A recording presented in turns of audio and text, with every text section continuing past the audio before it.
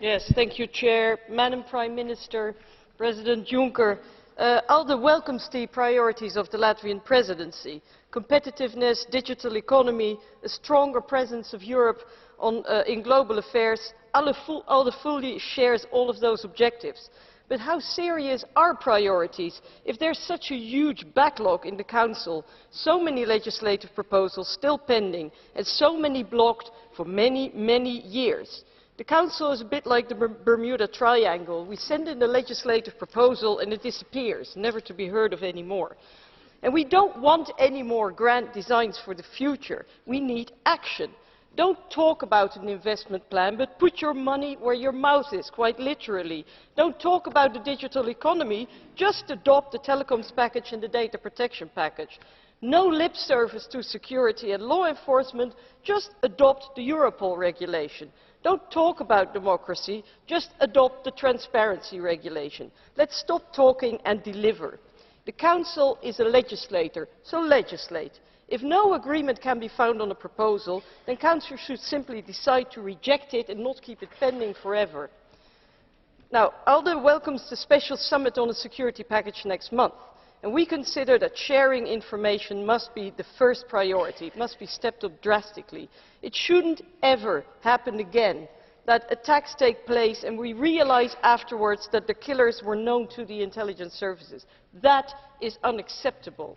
We've built a huge haystack of personal data, but information is not being shared. And information that's not being shared is useless information.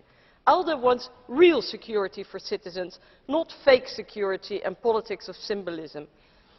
On the particular issue of PNR, the facts are PNR data are being collected and shared in Europe today. They are available to law enforcement and security authorities, so I can reassure those who are worried about that. But there is no proper legislative framework with all the required legal safeguards. A vote was taken in Parliament in the Libe Committee on the proposals of the Commission, and they were deemed inadequate. So now the ball is firmly in the court of the Commission and the Council. They should present a revised proposal and adopt the Data Protection Directive as quickly as possible. And not just ask Parliament to vote again and again and again and again on identical proposals until you get the outcome that is to your liking. And we should not make the same mistake as in 2005, when we adopted the Data Retention Directive under great pressure, and it was subsequently scrapped by the courts last year, as we know. We cannot afford to be sloppy again, in particular when it's about our security. And what irritates me, President Juncker, is that in the meantime, in the absence of an agreement on PNR, the Commission is simply pushing ahead, funding the creation of an EU PNR with EU money and creating a fait accompli. And I wonder if this is the Commission's idea of better lawmaking. I would call it legislation by stealth. Now, finally, I would call on the Latvian Presidency to make the adoption of the horizontal anti-discrimination directive an absolute priority, Madam Prime Minister.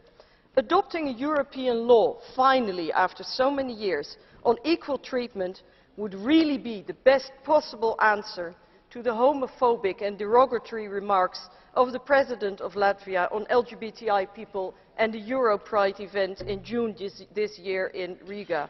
Madam Prime Minister, I hope the Latvian Presidency will achieve that and put the European motto into practice. We are united in diversity, and I see you agree. Thank you very much.